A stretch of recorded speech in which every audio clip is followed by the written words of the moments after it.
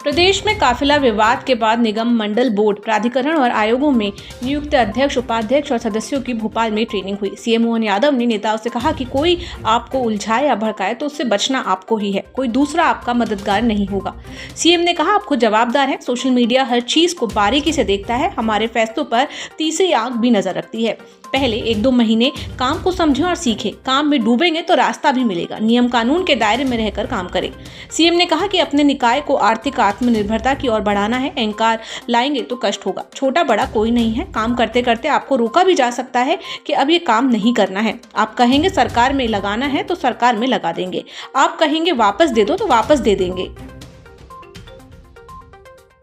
सड़क पर बने गड्ढों, खुले नालों और जल भराव वाले क्षेत्रों में प्रशासन और सड़क निर्माण एजेंसियों को बैरिकेडिंग करनी होगी। सुप्रीम कोर्ट ने राज्य सरकार को पत्र लिखकर 48 घंटे के भीतर गड्ढे भरने और जरूरी सुविधाएं उपलब्ध कराने को कहा है।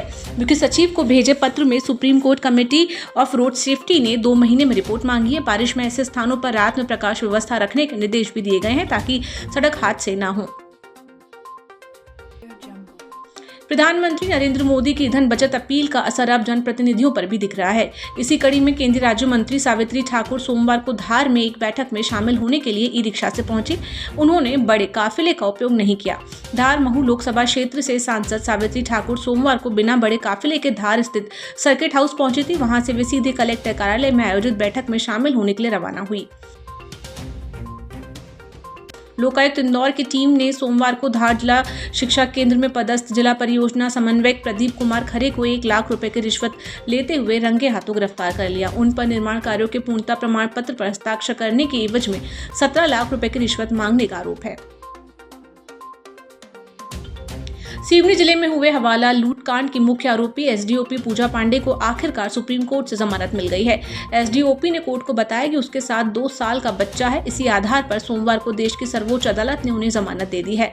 हालांकि ट्रायल कोर्ट में केस यथावत चलता रहेगा। पूजा पांडे करीब 3 करोड़ रुपए का हवाला लूटकांड की मुख्य आरोपी है। उनके साथ कई पुलिसकर्मी भी इस केस में शामिल है। दतिया में विश्व हिंदू परिषद ने सोमवार शाम को मां पीतांबरा पीठ न्यास की कार्यप्रणाली पर गंभीर सवाल उठाते हुए व्यवस्थाओं, निर्माण कार्यों और दान राशि की पारदर्शिता को लेकर जांच की मांग की है। परिषद पदाधिकारियों ने न्यू कलेक्ट्रेट पहुंचकर कलेक्टर को ज्ञापन सौंपा और कहा कि पीठ से जुड़ी लगातार सामने आ रही शिकायतों से श्रद्धालुओं की आस्था प्रभावित हो रही है। प्रदेश में सोमवार को सीजन की सबसे भीषण गर्मी दर्ज की गई। मई में पहली बार पूरा प्रदेश तेज लू और झुलसा देने वाली गर्मी की चपेट में रहा। छतरपुर के खजुराहो में तापमान 40.8 डिग्री सेल्सियस तक पहुंच गया।